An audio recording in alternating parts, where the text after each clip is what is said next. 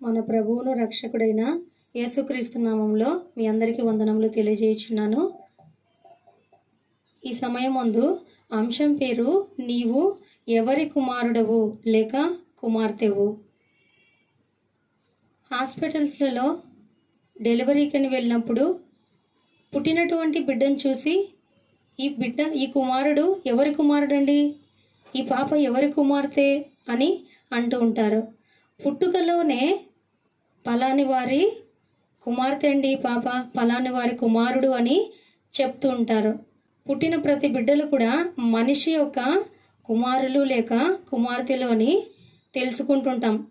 ప్రతి మనిషి కూడా తమ జీవితంలో నేను ఎవరిని అంటే పలానా వారి కుమారుడను అని చెప్పుకుంటుంటారు. అంటే పుట్టుకలో మనమందరం కూడా ఒక తల్లి తండ్రి అంటే మనుషులకు పుట్టినటువంటి బిడ్డలము పిల్లలము అని చెప్పుకుంటుంటాం కదండి.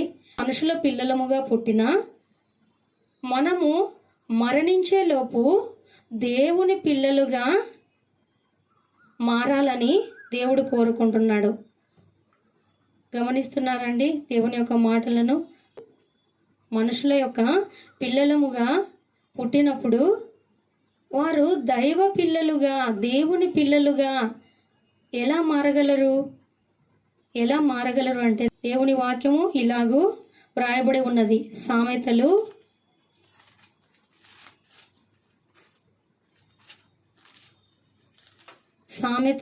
22:6 బాలుడు నడవవలసిన త్రోవను వానికి నేర్పుము, వాడు పెద్దవాడైనప్పుడు దాని నుండి తొలగిపోడు అని దేవుని వాక్యం సెలవిస్తుంది.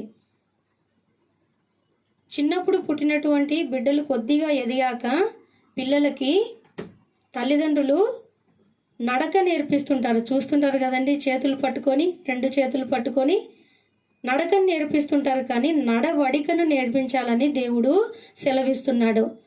దేవుని యొక్క మార్గాలు నేర్పించాలని, దేవుని యొక్క విధులను నేర్పించాలని సెలవిస్తున్నాడు. బాలుడు నడవవలసిన త్రోవను వానికి తల్లిదండ్రులుగా నేర్పించినట్లయితే వాళ్ళు పెద్దవాళ్ళు అయ్యాక మనిషి కుమారులు మాత్రమే కాదు దైవ కుమారులుగా బ్రతకగలరు. అంతేకాకుండా ప్రసంగిలో కూడా దేవుని వాక్యం సెలవిస్తుంది. ప్రసంగి 12:2 చివరి లైన్లో నీ బాల్య దినములందే నీ సృష్టికర్తను స్మరణకు తెచ్చుకోనము అని వ్రాయబడి ఉన్నది. ఎప్పటి నుండి స్మరణకు తెచ్చుకోవాలంట? బాల్యము నుండే. ఆలోచించండి, స్మరణకు తెచ్చుకోనము అంటున్నాడు దేవుడు. అంటే మర్చిపోయేవారుగా ఉన్నారు, మనుష్య కుమారులుగానే బ్రతుకుతూ ఉన్నారు. కానీ దేవుణ్ణి స్మరణకు తెచ్చుకునేవారు, దేవుణ్ణి జ్ఞాపకం చేసుకునేవారు లేరు. కాబట్టే దేవుడు అంటున్నాడు, బాల్య దినముల యందే నీ సృష్టికర్తను స్మరణకు తెచ్చుకోనము.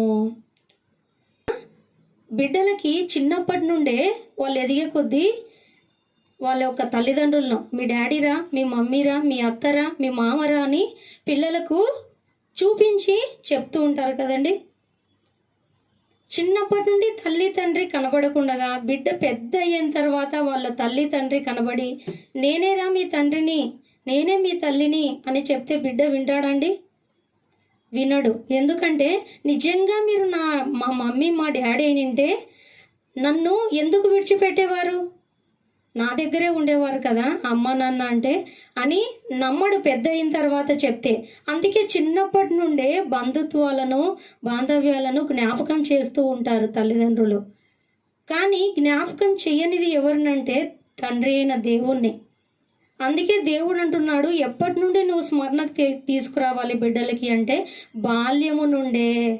పెద్ద అయిన తర్వాత ఆ దేవుడేరా మన తండ్రి అంటే వినరండి వాళ్ళు. కాబట్టే దేవుడు అంటున్నాడు వాక్యంలో, బాల్య దినముల యందే సృష్టికర్తను స్మరణకు తెచ్చుకోవాలంట. ప్రతి తల్లిదండ్రులు కూడా గుర్తించుకోవాల్సినది, చిన్ననాటి నుండే బిడ్డలకి మనల్ని ఒక్కటే పరిచయం చేసుకోవడం కాదు, తండ్రి అయిన దేవుణ్ణి కూడా వారికి జ్ఞాపకం చేసేవారుగా, వారి యొక్క జీవితంలో అనేక విషయాలు నేర్పించేవారుగా వారికి అనేక విధులు, ఆజ్ఞలు, దైవ నియమాలు, దేవుని మార్గాన్ని వారికి నేర్పేవారుగా ఉండాలని దేవుని వాక్యం సెలవిస్తుంది. అలాగూ ప్రభువైన యేసుక్రీస్తుల వారు కూడా చిన్ననాటి నుండే దేవుని మార్గాలు ఎరిగినవాడుగా, దేవుని ప్రేమను చిన్ననాటి నుండే స్మరణకు తెచ్చుకునేవాడుగా ఉన్నాడు. కాబట్టే మత్తయి సువార్త 13వ అధ్యాయము 53 నుండి యేసు ఈ ఉపమానములు చెప్పి చాలించిన తర్వాత ఆయన అక్కడ నుండి వెళ్ళి స్వదేశమునకు వచ్చి సమాజ మందిరములో వారికి బోధించుచుండెను. స్వదేశంలో యేసుక్రీస్తుల వారు బోధిస్తున్నాడంటండి. అందువలన వారు ఆశ్చర్యపడి, ఈ జ్ఞానము, ఈ అద్భుతములను ఇతనికి ఎక్కడ నుండి వచ్చినవి? ఇతడు వడ్లవాని కుమారుడు కాడా? ఇతని తల్లి మరియ కాదా? యాకోబు, యోసేపు, సీమోను, యూదాను వారు ఇతని సోదరులు కారా అని ప్రభువు గురించి చెప్తున్నారు. వడ్లవాని కుమారుడు కాడా? మరియ ఆయన తల్లే కదా, ఆయన సోదరులంతా మన మధ్యలో ఉన్నారు కదా, ఈయనకి ఇంత జ్ఞానం ఎలాగొచ్చింది, ఈ అద్భుతములు ఎలా చేయగలుగుతున్నారని అక్కడ ఉన్నటువంటి వారు మాట్లాడగలుగుతున్నారు. అంటే ప్రభువు ఆయన చిన్ననాటి నుండి బాల్యము నుండియే సృష్టికర్తను స్మరణకు తెచ్చుకుంటూ ఆయన మార్గంలో నడుస్తూ ఆయన యవ్వన కాలంలో వచ్చినప్పటికీ దేవుని మార్గాన్ని విడువక అనుసరిస్తూ ఉన్నాడు. కాబట్టి ఆయన చెప్పేటువంటి జ్ఞానము అద్భుతకరంగా అక్కడ ఉన్నటువంటి జనులు గుర్తించగలిగారు. ఎలాగ ఈయనకి ఈ జ్ఞానం వచ్చింది? ఈయన వడ్లవాని కుమారుడైనటువంటి యోసేపు కుమారుడే కదా, వడ్లవాని కుమారుడే కదా అని అంటున్నారండి. అంటే ఆలోచిస్తున్నారు ఇక్కడ, ఈయన మనిషి కుమారుడిగా పుట్టాడు, ఈయన బ్రతుకులో దైవ లక్షణాలు చూపిస్తున్నాడు, దైవ గుణములు ప్రచురింప చేస్తున్నాడు. అలాగూ ఉన్నాడంటే దానికి కారణం బాల్యము నుండే యేసుక్రీస్తుల వారు దేవుని యొక్క ప్రేమను రుచి చూచి తెలుసుకున్నాడు. ఆయన దేవుని మార్గంలో నడుచుకునేవాడుగా ఉన్నాడు. కాబట్టి పెద్ద అయిన తర్వాత ఈయన దేవుని కుమారుడు అని అందరూ అనగలిగేటట్లుగా ఆయన జీవించాడు. కనుక దేవుని యొక్క గుణములు ఏంటివండి? దేవుని యొక్క గుణములు ఆయన ప్రేమ కలిగిన వాడు, కనికరం కలిగిన వాడు, కృప కలిగిన వాడు, ఆయన పరిశుద్ధుడు, సత్యవంతుడు, న్యాయవంతుడు, నీతిమంతుడు. ఈ గుణములన్నీ కూడా దేవుని యొక్క లక్షణాలను, గుణాలను ప్రభువులో అనేక మందికి చూపించాడు క్రియల ద్వారా.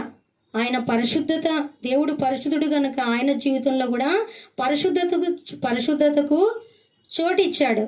ఆయన నీతిగా, న్యాయముగా నడుచుకుంటూ, సత్య మార్గంలో నడుచుకుంటూ అనేక మంది పట్ల ఆయన కనికరాన్ని, జాలిని చూపేవాడుగా ఉన్నాడు. మరి నేటి కాలంలో ఉన్నటువంటి క్రైస్తవులు క్రీస్తు మార్గంలో క్రైస్తవులము, క్రీస్తునే నమ్ముకొని జీవిస్తున్నాము అంటున్నారు, కానీ క్రీస్తు మార్గంలో నడవట్లేదు. దేవుని యొక్క గుణములు వారిలో ప్రచురింప చేసేవారుగా లేరు. దేవుని యొక్క గుణములను ప్రచురించకుండగా, దేవుని యొక్క గుణములను మనలో అప్లై చేసుకోకుండా దేవుణ్ణి ఆరాధిస్తున్నాం అనుకోండి, దేవునికి ఆరాధన ఇష్టం ఉండదు. దేవుడికి ఎవరంటే ఇష్టం అండి? దేవుణ్ణి ఎలా ఆరాధించాలన్నాడు? ఆత్మతో, సత్యముతో ఆరాధించాలన్నాడు.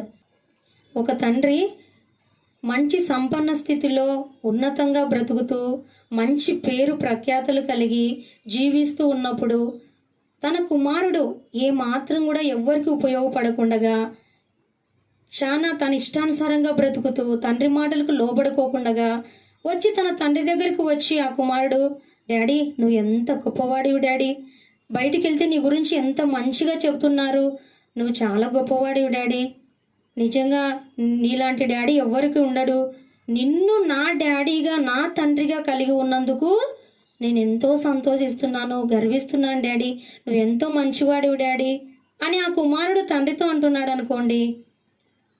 ఆ కుమారుడి విషయంలో తండ్రి సంతోషిస్తాడా అండి? నువ్వు చెప్పినా చెప్పకపోయినా నేను గొప్పవాడినే, నేను మంచివాడినే, 10 మందికి ఉపయోగపడేవాడినే, కానీ నువ్వు ఎలాగైతే 10 మందిలోకి వెళ్ళినప్పుడు నన్ను బట్టి సంతోషిస్తున్నావో, నేను వెళ్ళినప్పుడు 10 మందిలో నిన్ను బట్టి నాకు అవమానము, అపకీర్తి ఎదురైతుంది. నేను చెప్పినట్లుగా నువ్వు బ్రతుకు నాయనా అని బాధపడడండి ఆ తండ్రి. ఒక కుమారుడు తను కూడా తన తండ్రి ఆలోచనకు తగినట్టుగా బ్రతుకుతూ, తండ్రి నిజంగా నువ్వు లేకపోతే నేను ఈ స్థితిలో ఉండేవాణ్ణి కాదు, నీలాంటి తండ్రిని నేను కలిగినందుకు నేనెంతో అదృష్టవంతుణ్ణి అని తను మంచిగా బ్రతుకుతూ 10 మందికి ఉపయోగపడుతూ తండ్రి దగ్గరికి వచ్చి అంటే తండ్రి సంతోషిస్తాడు. కానీ తను ఒక పనికిరాని వ్యక్తిలాగా ఉండి ఎంతో అపకీర్తి తీసుకొస్తూ తండ్రిని పొగుడుతూ ఉంటే ఆ తండ్రికి సంతోషమేనా అండి? ఆలోచించండి ఒకసారి. సేమ్ అదే చేస్తున్నామండి దేవుని విషయంలో. దేవుడు పరిశుద్ధుడు, న్యాయవంతుడు, కృపగలిగిన వాడు, నీతిమంతుడు అని మనము పాటల ద్వారా సైతం ఆయనని స్తుతిస్తున్నాము. ఆయన గొప్పతనం గురించి, ఆయన మహిమ గురించి వివరిస్తున్నాము. మంచి స్వరాలతో ఆయనని పాడుతున్నాము. దానితో ఆరాధించామని సంతోషపడుతున్నాము. కానీ దేవుడు సంతోషపడట్లేదండి. దేవుడు ఎప్పుడు సంతోషపడతాడంటే నీవు కూడా దేవుని యొక్క గుణములను కలిగి నీతిగా బ్రతుకుతూ దేవుని యొక్క లక్షణాలు మన జీవితంలో ప్రచురింపచేస్తూ అప్పుడు మనము ఆత్మతో సత్యముతో దేవుణ్ణి మహిమపరిస్తే అప్పుడు దేవుడు సంతోషపడతాడు. కానీ మనమేమో మన ఇష్టానుసారంగా లోకానుసారంగా జీవిస్తూ దేవుణ్ణి మాత్రమే పొగుడుతూ మహిమపరుస్తూ ఉంటే దేవుడు అటువంటి ఆరాధనను లక్ష్య పెట్టడు అని దేవుని వాక్యం సెలవిస్తుంది. దేవుడా నువ్వు పరిశుద్ధుడివి అని ఆరాధించడం కాదు, కానీ మనము దేవుని పిల్లలముగా ఈ లోకంలో బ్రతకాలి అనేది దేవుడు ఆశపడుతున్నాడు. ఒకవేళ నిజంగా దేవునికి ఆ ఒక్క స్తుతి మహిమపరిచేవారే స్తుతించేవారే అవసరం అనుకుంటే చూడండి, యెషయా గ్రంథము 6:2 ఏమని రాయబడి ఉన్నదంటే, ఆయనకు పైగా శరాపులు నిలిచి ఉండిరి, ఒక్కొక్కరికి 6 రెక్కలుండెను, ప్రతి వాడు 2 రెక్కలతో తన ముఖమును రెంటితో తన కాళ్లను కప్పుకొనుచు రెంటితో ఎగురుచుండెను. వారు సైన్యములకు అధిపతి యగు యెహోవా పరిశుద్ధుడు పరిశుద్ధుడు పరిశుద్ధుడు, సర్వలోకము ఆయన మహిమతో నిండి ఉన్నది అని గొప్ప స్వరముతో గాన ప్రతిగానములు చేయించున్నారంట. ఎవరండి? మహాదూతలు అని మనకు పుట్నోట్లో రాయబడి ఉన్నది. శరాపులు అంటే మహాదూతలు. దూతలు దేవుణ్ణి పరిశుద్ధుడు పరిశుద్ధుడు అని ఆయన్ని గాన ప్రతిగానాలు చేస్తున్నారు. మహిమపరుస్తూ స్తుతిస్తూ ఉండాలంటే దూతలే చాలండి. మనల్ని ఎందుకు దేవుడు పిల్లలుగా, క్రీస్తునందు మనల్ని పిల్లలుగా ఎందుకు ఏర్పాటు చేసుకున్నాడు? మనం సేవకులం కాదు, దేవునికి పిల్లలం. కాబట్టి ఆయన గుణములనే మనం కలిగి ఉండాలని ఆయన ఆశపడుతున్నాడు. ఆయన గుణములు కలిగి ఈ లోకంలో బ్రతకాలని ఆయన ఆశపడుతున్నాడు. అలా బ్రతుకుతూ దేవుణ్ణి ఆరాధిస్తే ఆ ఆరాధన దేవుడు యాక్సెప్ట్ చేస్తాడు. కాబట్టి దేవుని ప్రియమైన వాళ్ళారా, మనము నీతిగా బ్రతుకుతూ దేవుణ్ణి ఆరాధించేవారుగా ఉండాలని దేవుని వాక్యం సెలవిస్తుంది. ప్రభువైన యేసుక్రీస్తుల వారు యోహాను గారిచే బాప్తిసం తీసుకుంటున్నప్పుడు దేవుని యొక్క స్వరము ఏమని చెప్పిందండి? మత్తయి 3:17 మరియు ఇదిగో ఈయనే నా ప్రియ కుమారుడు, ఈయన యందు నేను ఆనందించుచున్నానని ఒక శబ్దము ఆకాశం నుండి వచ్చెను. దేవుడు ఏమంటున్నాడండి ప్రభువైన యేసుక్రీస్తుల వారిని? మంచి యవ్వన కాలంలో ఈయన నా ప్రియ కుమారుడు, ఈయన యందు నేను ఆనందించుచున్నాను అంటున్నాడు. మరి నేటి కాలంలో ఉన్నటువంటి యవ్వనస్తులందరూ కూడా యవ్వన కాలంలో దేవుడు చూసి ఈయన నా ప్రియ కుమారుడని మనల్ని, ఈమె నా ప్రియ కుమార్తె అని మనల్ని అనే విధంగా మనం బ్రతుకుచున్నామా? లేక అపవాది మనల్ని చూసి ఈమె నా ప్రియ కుమార్తె, ఈయన నా ప్రియ కుమారుడు అని అపవాది అనేలా బ్రతుకుచున్నామా? ఆలోచించండి, పరిశీలించుకోండి. దేవుని గుణములు మనలో ఎంతవరకు ఉన్నాయి? దేవుని ప్రేమను మనము ఎంతమంది పట్ల చూపిస్తున్నాము?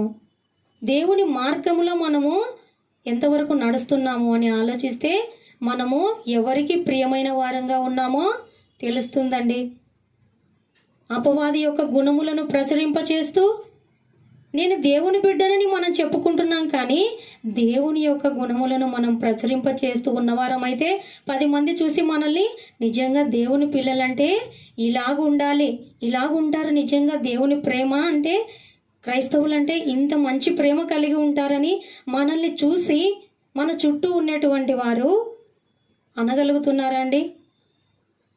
లేదా సాతాను యొక్క గుణాలు ప్రచురింపచేస్తూ సాతాను పిల్లలంగా బ్రతుకుతూ ఉన్నామా? ఆలోచించండి.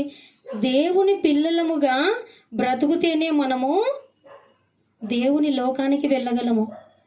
ఈ లోకంలో అపవాది పిల్లలముగా బ్రతికి దేవుని లోకానికి చేరుకుంటామంటే అది ఎంతకు సమంజసమండి? దేవుడు పంపిందే ఈ లోకంలో దేవుని పిల్లలుగా మారి దేవుని చెంతకు రావాలని ఈ లోకంలో మనల్ని పుట్టిస్తే మనము నిత్య లోకాన్ని స్వతంత్రించుకునే వారంగా ఉండడం లేదు. కనుక దేవుని ప్రేమైన వాళ్ళారా, మనము దేవుని పిల్లలంగానే బ్రతకాలి. అపవాది యొక్క గుణములు అనగా ద్వేషం, కలహం, జగడాలు పెట్టుకోవడం, ప్రేమ లేకపోవడం, బూతు మాటలు ఆడడం, ద్వేషం కలిగి ఉండడం, ఇవన్నీ ఏంటివండి? అపవాది యొక్క గుణాలు. అపవాది యొక్క గుణములను ప్రచురింపచేస్తున్న వారమైతే, దేవుని వాక్యానికి మన హృదయంలో చోటు లేకుండా ఉన్నట్లయితే అపవాది అనుకుంటుందంటండి, ఏమని?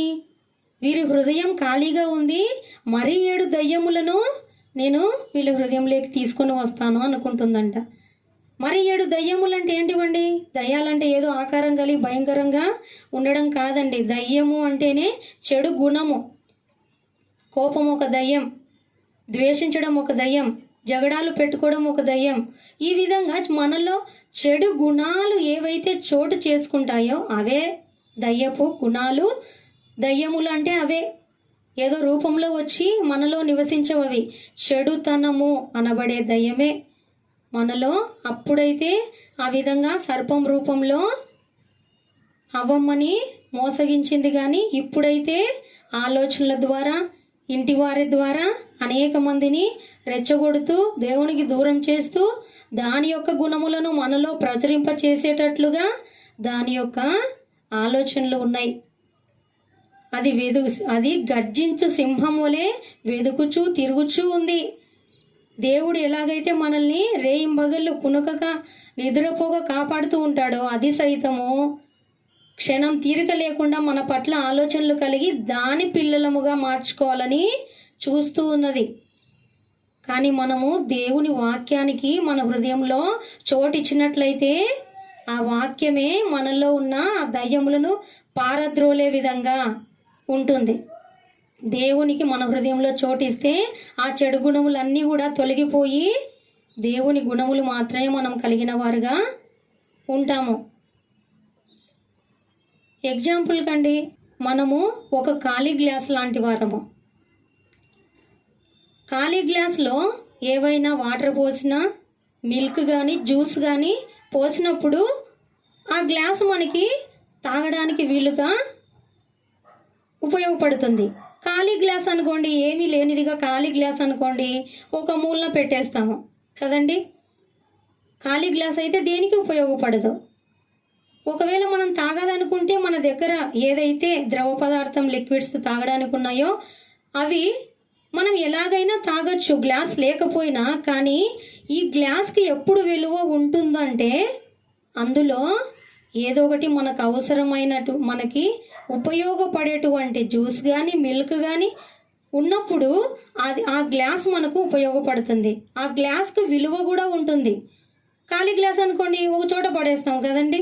అలాగే మనము దేవుని వాక్యానికి చోటు ఇవ్వని వారం అయితే మనము కూడా ఎవ్వరికి ఉపయోగపడని ఖాళీ గ్లాస్ లాగానే అలా పనికిరాని వారుగా ఉండిపోతాము.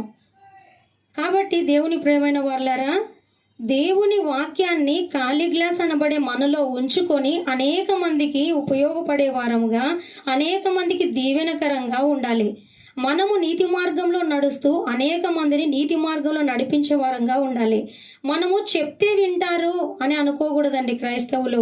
మనము చెప్పేదాన్ని ఫస్ట్ ఆఫ్ ఆల్ మనం పాటిస్తూ ఆ నీతి మార్గంలో మనం నడుచుకుంటూ ఉంటే మనం చెప్పింది ఇతరులకి మార్పును కలగజేస్తుంది.